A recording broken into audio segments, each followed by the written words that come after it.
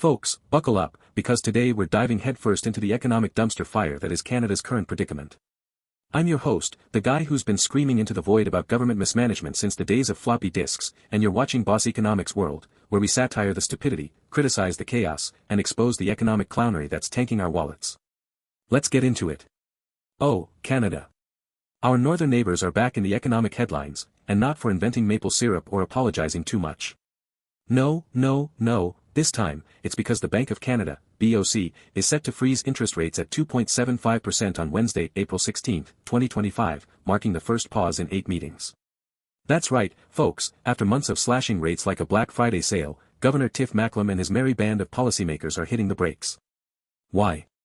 Because they're taking stock of the damage caused by none other than Donald Trump's trade war tantrum.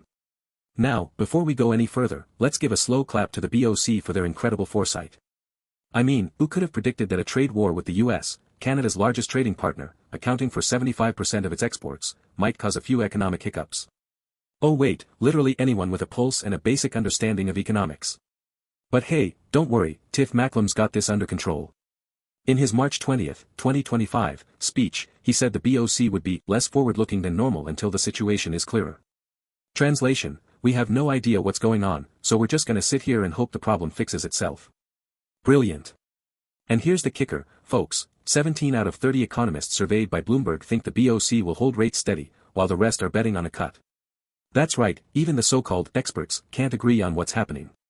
But don't worry, the overnight swap markets are pricing in a 2/3 chance of a pause, so I guess we'll just let the casino of financial speculation decide our economic future. What could go wrong? Now, let's talk about the elephant in the room, or should I say, the orange-haired bull in the china shop. Donald Trump, back in the White House, has decided to play economic whack-a-mole with his reciprocal tariffs policy. Earlier this month, he spared Canada from the worst of his tariff threats, but don't pop the champagne just yet. He's already slapped levies on Canadian autos, steel, and aluminum, turning cross-border trade into a geopolitical soap opera. And what's Canada's response?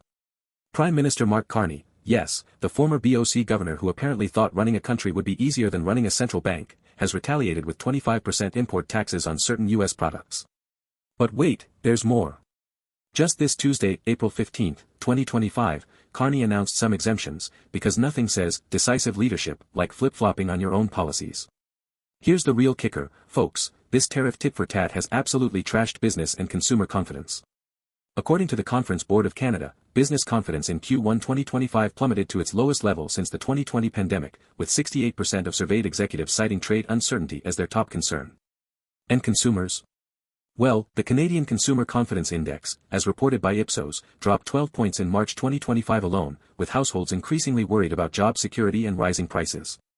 Economists, meanwhile, are slashing growth forecasts faster than a chef at a sushi bar. The OECD now projects Canada's GDP growth for 2025 at a measly 0.8%, down from 1.5% just 3 months ago. And inflation? Oh, it's creeping up, baby.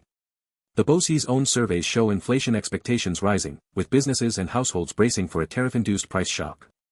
Statistics Canada reported on April 15, 2025, that inflation unexpectedly cooled to 2.9% in March, but don't be fooled, core inflation measures are still hovering near the top of the BoC's 1 to 3% target band, and those tariffs are only going to make things worse. So, what do we have here, folks? Low growth, high inflation, and a central bank that's too scared to move.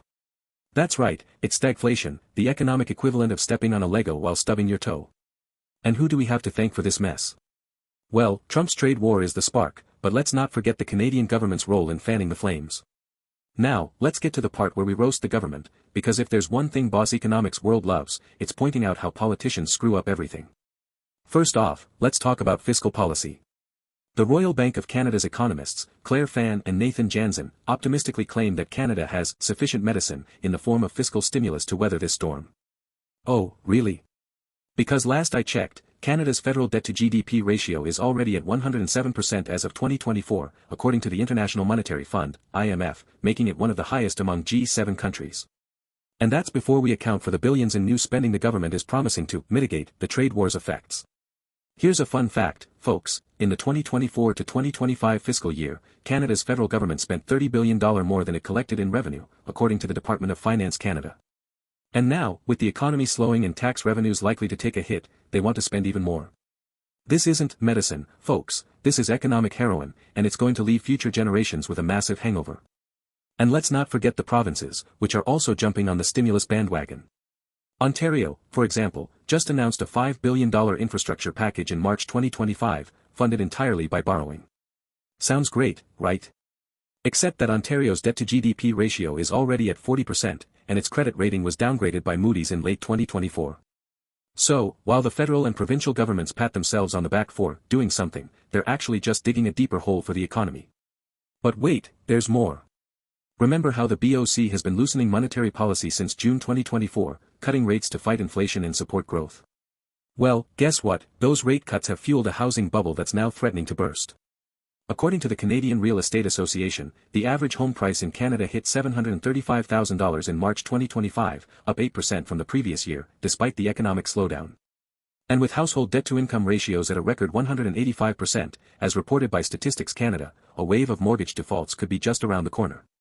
So, while the government and the BoC are busy fighting the trade war fire, they're ignoring the housing market inferno that's about to engulf the economy. Oh, and did I mention that Canada is in the middle of an election campaign? That's right, folks, just when you thought things couldn't get any messier, the politicians are out there promising the moon while the economy burns. Eric Lascelles, chief economist at RBC Global Asset Management, put it best when he said, if you're uncertain whether you should cut or not, perhaps you don't want to make a splashy action a couple of weeks before an election. Translation, the BoC is too scared to do its job because it might upset the political apple cart. Now, I'm no fan of central banks meddling in politics, but come on, folks, this is the economy we're talking about, not a popularity contest. If the BoC thinks a rate cut is necessary to support growth, it should do it, election be damned. But no, instead we get this wishy-washy, wait-and-see approach, which is just code for, we're terrified of making a decision.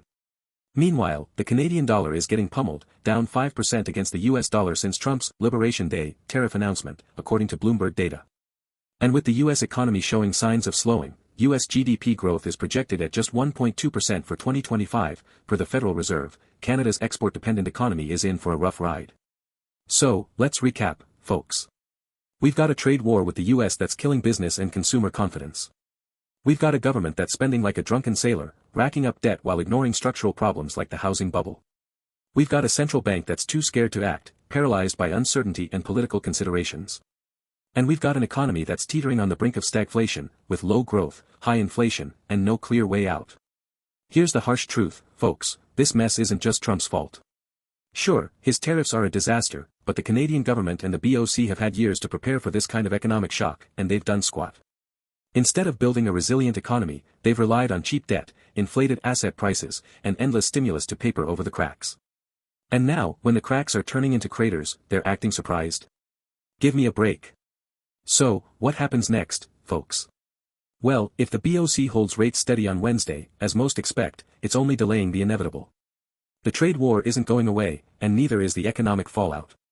According to a recent report by Desjardins Securities, a prolonged tariff war could shave 1.5% off Canada's GDP by the end of 2026, while pushing inflation above 4%.